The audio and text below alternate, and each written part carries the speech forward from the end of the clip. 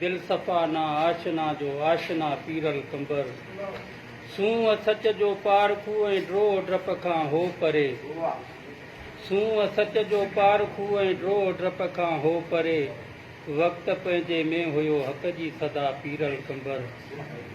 छा ख़ुशी ऐं छा गमी हू साथ जो सर्व मुख़्तलिफ़ जेके शोबनि में जेको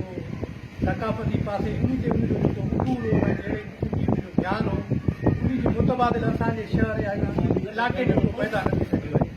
मूंखां कंहिं पुछियो त तव्हां इश्क जे बारे में छा था ॼाणो, तव्हां कागज़ खणी ज़िंदगी जो छा कुझु कई आहे, मां उनजो हवालो पीरल कंबर जो ॾिनो छो त इश्क जी हक़ीक़ी इंसान खुटे ख़ालिक जे खज़ाने जो लेकिन सदियुनि में नथो सामान खुटे हिन अहिड़ीअ परदे पालण में सरदार खुटे सुल्तान खुटे पर मीज़बा अहिड़ो आहे मौला उन ज़मानीअ संगे महिमान खुटे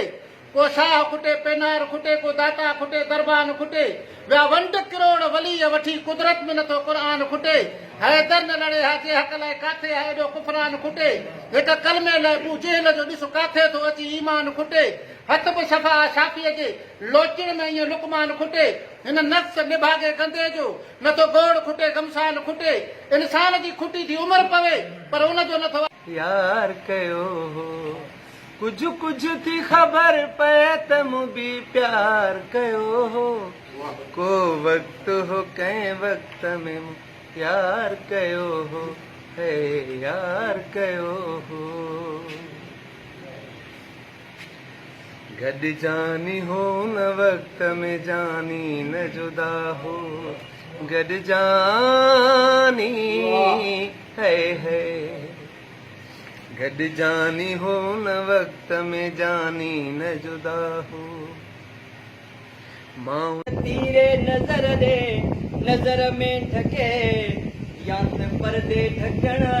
जो तूं अंजाम कर न तूं हिजर जी हथ कड़ी घार पीरल कंबर सां खड़ी हथ गड़ी सभिनी दोस्तनि जी महिरबानी जेके असांजी हिकिड़ी नंढी हाल ते आया